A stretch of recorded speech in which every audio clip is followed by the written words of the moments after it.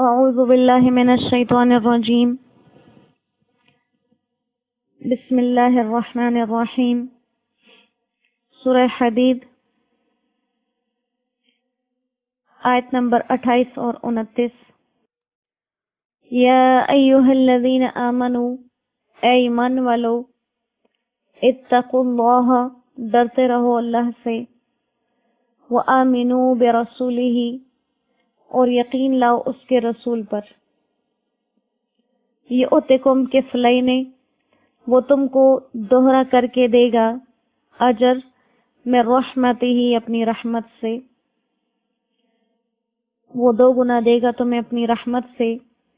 وَيَجْعَلْ لَكُمْ نُورًا، اور تمہیں دے گا ایسی روشنی، تمشون بہ، جس کو تم لے کے پھرو گے، وَيَغْفِرْ لَكُمْ، اور تم کو معاف کر دے گا،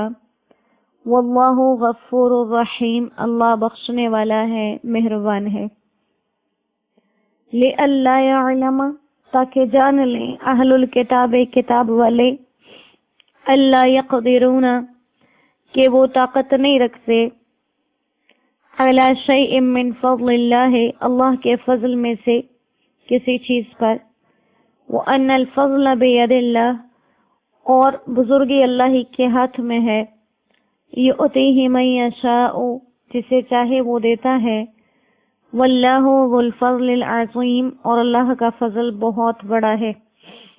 صدق اللہ العظیم۔ زیر نظر آیت میں انسان کو، ایمان والوں کو تقوی کا حکم دیا گیا کہ لوگوں اللہ سے ڈرو اور اس کے رسول پر ایمان لاؤ، اور خطاب کے لیے یا ایھا الذین آمنوا کے لفظ استعمال کیے گئے۔ یا ایھا الذین آمنوا کے ساتھ جہاں بھی کلام پاک کے اندر خطاب کیا گیا ہے، لیکن یہاں پر پہلی دفعہ ایسا ہوا کہ وہ لوگ جو حضرت عیسیٰ علیہ السلام پر ایمان لائے تھے، انہیں یا ایھا الذین آمنوا کہا گیا، اور وہ لوگ جو حضرت عیسیٰ علیہ السلام یا حضرت موسیٰ علیہ السلام پر ایمان لانے والے ہیں، پورے قرآن کے اندر ان کو اہل کتاب کے لفظ سے ذکر کیا، لیکن یہ پہلی جگہ ہے، پہلا مقام ہے جہاں پر حضرت عیسیٰ علیہ السلام پر ایمان لانے والوں کو یا ایھا الذین آمنوا کہا گیا۔ یہ لفظ اس لیے لایا گیا کہ اس میں اس حکمت کی طرف اشارہ ہے کہ جیسے کہ تم حضرت عیسیٰ علیہ السلام پر اگر صحیح ایمان رکھتے ہو تو صحیح ایمان کا تقاضا یہ ہے کہ آپ صلی اللہ علیہ وسلم پر ایمان لے آؤ، اور جب ایسا کر لو گے تو پھر الذین آمنوا کے خطاب کے مستحق ہو جاؤ گے، اور اگر تم یہ ایمان لے آؤ گے، اللہ پر ایمان لے آؤ گے، اللہ کا تقوی اختیار کرو گے اور اس کے رسول پر ایمان لاؤ گے، تو یؤتکم کفلین، تمہیں دوہرا اجر ملے گا۔ دوہرا اجر کس وجہ سے؟ ایک تو اپنے پہلے نبی، چاہے وہ حضرت موسیٰ علیہ السلام تھے یا حضرت عیسیٰ علیہ السلام تھے، جن پر تمہارا ایمان تھا اور جن کی شریعت پر تم عمل کرتے تھے، ایک اجر اس کا، اور دوسرا آپ صلی اللہ علیہ وسلم پر ایمان لانے کا اور آپ کی شریعت پر عمل کرنے کا۔ تو گویا یہاں پر اہل کتاب کو اس چیز کی بھی بشارت دی گئی کہ اگر ان میں سے کوئی لوگ جو پہلے حضرت موسیٰ علیہ السلام یا حضرت عیسیٰ علیہ السلام کی پیروی کرنے والے تھے، اور آپ صلی اللہ علیہ وسلم کے آ جانے کے بعد اگر وہ لوگ آپ پر ایمان لے آتے ہیں، تو انہوں نے جو اپنی پچھلی شریعتوں میں نیکیاں کی تھی وہ نیکیاں ضائع نہیں ہوں گی، بلکہ ان کا اجر ان کے لیے برابر رہے گا۔ حالانکہ آپ صلی اللہ علیہ وسلم کے آ جانے کے بعد اگر وہ لوگ آپ پر ایمان نہیں رکھتے تو وہ کافر ہیں، اور کافر کے نیکیوں پر اس کو کوئی اجر نہیں ملا کرتا۔ لیکن یہاں ان کو خوشخبری دی گئی کہ اگر وہ آپ صلی اللہ علیہ وسلم پر ایمان لے آئیں تو ان کو دوہرا اجر ملے گا۔ جیسے ایک حدیث مبارکہ کا مفہوم ہے کہ 2 قسم کے لوگوں کو دوہرا اجر ملتا ہے۔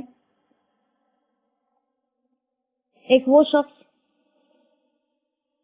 جو اللہ کا حق بھی ادا کرے اور اپنے مالک کا حق بھی ادا کرے.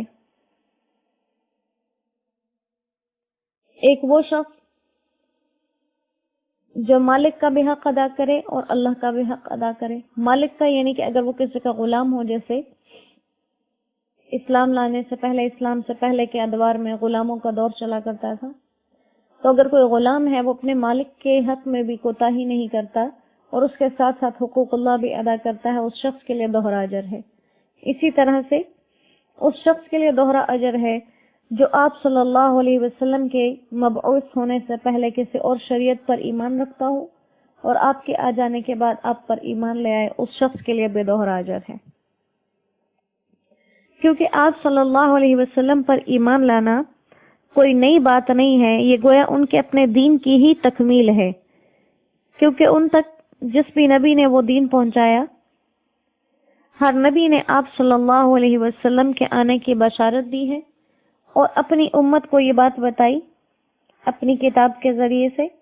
کہ جو نبی آئیں گے آخر میں، اگر تم لوگ زندہ ہوئے تو ان پر ایمان لانا، اور یہی ہر انسان کی کامیابی ہے. تو گویا اگر اہل کتاب میں سے تورات اور انجیل کے ماننے والے، حضرت موسیٰ، حضرت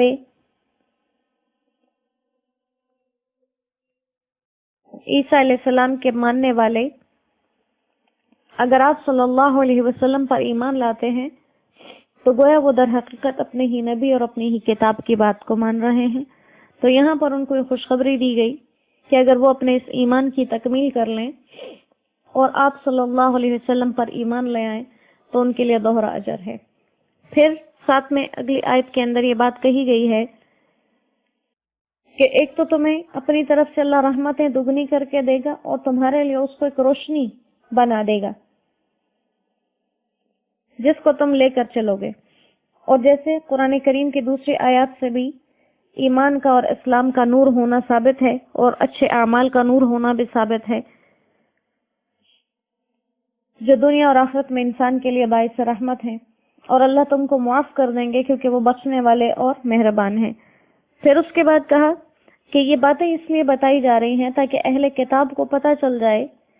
کہ اللہ کے فضل میں سے وہ خود کسی چیز پر قدرت نہیں رکھتے جب تک کہ اللہ کسی کو نہ دے دے. اور یہ بات بھی اسی لیے کہی گئی جس سے پورے قرآن کریم کے اندر جگہ جگہ اہل کتاب کا یہی تذکرہ نقل کیا جاتا ہے کہ وہ لوگ کہتے تھے کہ ہم تو اللہ کے پسندیدہ بندے ہیں اور ہم تو اللہ کے چنے ہوئے بندے ہیں، ہمیں عذاب نہیں ہوگا، ہمیں تکلیفیں نہیں دی جائیں گی، ہمیں سختیاں نہیں دی جائیں گی، اور اگر بالفرض اللہ نے ہمیں کسی گناہ پہ پکڑ بھی لیا تو وہ چند دن کا ہی عذاب ہوگا، اس کے بعد ہم چھوٹ جائیں گے. تو یہاں پر پھر ان کی اس غلط فہمی کو دور کیا، جیسے کہ ہر جگہ دور کیا گیا کہ اگر تم اللہ کے خاص بندے ہو تو پھر تمہیں موت سے ڈرنا تو نہیں چاہیے، پھر تو تمہیں موت کی تمنا کرنی چاہیے تاکہ تم مر جاؤ اور جو اچھی چیزیں اللہ نے تمہارے لیے محفوظ کر رکھی ہیں وہ تمہیں مل جائیں. لیکن تم مرنے کی تمنا ہرگز نہیں کرو گے کیونکہ تمہیں خود معلوم ہے کہ جو کچھ تم نے اپنے اعمال آگے بھیج رکھے ہیں وہ کسی اجر کا ذریعہ تو نہیں بن سکتے، البتہ پکڑ کا ذریعہ ضرور بن سکتے ہیں. تو یہاں بھی ذکر کیا کہ اللہ یہ چیزیں انہیں اس لیے بتا رہے ہیں تاکہ وہ جان لیں کہ وہ اللہ کے فضل میں سے کسی چیز پر بھی طاقت اور قدرت نہیں رکھتے. یہ اللہ کا فضل ہے، وہ جس کو چاہے عطا کر دے اور جس سے چاہے اسے روک لے، کیونکہ اللہ کا فضل بہت ہی بڑا ہے اور یہ بہت بڑا فضل وہ جس کو دینا چاہے اسی کو عطا کرے. اس سے کوئی سوال جواب نہیں کر سکتا، اس سے کوئی پوچھ گچھ نہیں کر سکتا. لہذا اہل کتاب کو یہ سمجھ لینا چاہیے کہ اگر وہ اپنی موجودہ حالت میں صرف حضرت عیسیٰ علیہ السلام پر ایمان لا رکھتے ہیں اور آپ صلی اللہ علیہ وسلم پر ایمان نہیں لاتے تو اس حالت میں وہ اللہ کے کسی فضل کے مستحق نہیں ہو سکتے. اللہ کے فضل کے مستحق ہونے کے لیے آپ صلی اللہ علیہ وسلم پر ایمان لانا ضروری ہے. تو ہم وہ خوش نصیب لوگ ہیں کہ جنہیں اللہ تعالیٰ نے پیدائشی طور پر اپنے پیارے حبیب صلی اللہ علیہ وسلم پر ایمان لانے کی توفیق عطا فرمائی اور بار بار یہ گزارش کی جاتی ہے یا عرض کی جاتی ہے کہ یہ اللہ کا اتنا بڑا احسان ہے، اتنا بڑا فضل ہے کہ اس کے اوپر ہماری جو جتنی زندگی گزر گئی اگر وہ ہمیں واپس لوٹا دی جائے اور موجودہ ہماری زندگی بھی ہمارے پاس ہو، یہ ساری زندگی ہم سجدے میں گزار دیں صرف اس ایک بات کے شکرانے میں، تو یہ شکرانہ مکمل نہیں ہو سکتا جو اللہ نے ہم پر احسان کر دیا کہ اس پاکیزہ شریعت کے اندر، اس پاکیزہ نبی کے پیروکاروں میں ہمیں بنا دیا۔ اب اللہ کرے کہ ہم ان تقاضوں پہ پورے اتر سکیں جو تقاضے اللہ نے ہم سے شریعت کے اندر مانگے، اور ان تقاضوں کو بہترین انداز سے، اس انداز سے پورا کریں۔ اپنے پیارے حبیب صلی اللہ علیہ وسلم کی سنتیں ہم اپنی جان کے ساتھ اس طرح سے لازم کر لیں جیسے ہمارے لیے سانس لینا ضروری ہے۔ ہر سنت پہ عمل کریں، ان کی ہر ادا کو اپنائیں، جیسے صحابہ کرام رضوان اللہ علیہم اجمعین کی عادت مبارکہ تھی کہ اگر کسی صحابی نے آپ صلی اللہ علیہ وسلم کو کسی حدیث کے بیان کرتے ہوئے کوئی اشارہ بھی کرتے ہوئے دیکھ لیا تو وہ اس حدیث کو نقل کرتے ہوئے اس اشارے تک کو ضرور ذکر کر دیتے تھے۔ اتنی محبت تھی آپ کے طریقوں سے، تو اللہ یہ محبتیں ہمیں عطا فرما دیں، اور ایسے کامل ایمان اللہ ہمیں نصیب فرمائے جیسے کامل ایمان کا اللہ ہم سے تقاضا رکھتے ہیں، اور ہمارے ایمان کو اللہ اس دنیا کی آزمائشوں سے اور جانچ پڑتال سے حفاظت میں رکھیں۔ اللہ ہمیشہ ہمیں ان لوگوں میں رکھیں تا دم آخر جو اس دنیا میں رہے تو بھی ایمان پہ جیے، اور جو اس دنیا سے گئے تو ایمان کے ساتھ گئے۔ ایمان کی زندگی اللہ نے اپنے فضل سے دی ہے، ایمان کی موت اللہ اپنے فضل سے ہمیں عطا فرما لے، اور جتنے مسائل، جتنی تکلیفات، جو پریشانیاں ہمارے ارد گرد ہیں، ہمارے دین پر ہیں، ہمارے نبی صلی اللہ علیہ وسلم کی ذات کے حوالے سے ہیں، اللہ ان تمام تکلیفات کو اپنے محض اپنے فضل و کرم سے حل فرما دے۔ اور انشاءاللہ اس دعا کو پڑھنے کا معمول رکھیے، اللہم انا نجعلک فی نحورہم ونعوذ بک من شرورہم۔ یہ دعا انشاءاللہ سے کوشش کر کے یاد کر لیں اور اس کو دہراتے رہیں۔ اللہ تعالیٰ ہر تنگی سے، ہر مصیبت سے، ہر پریشانی سے انسان کی نکلنے کے لیے صورتیں پیدا کر دیتے ہیں۔ اللہ کریم ہمیں اپنے اس پاک کلام کے ذریعے اپنے ساتھ جوڑ کے رکھے، اور یہ بخششوں کے جو ذریعے اللہ نے ہمیں عطا کیے، یہ اللہ اسی طرح سے ہمیں بہانے سے عطا کرتے رہیں۔ ہم تو اس قابل نہیں، وہ خود ہمیں اس قابل بنا کے اپنے اس دین کے لیے چن کے رکھے۔ وما علینا الا البلاغ وآخر دعوانا ان الحمد للہ رب العالمین۔ السلام علیکم ورحمۃ اللہ وبرکاتہ۔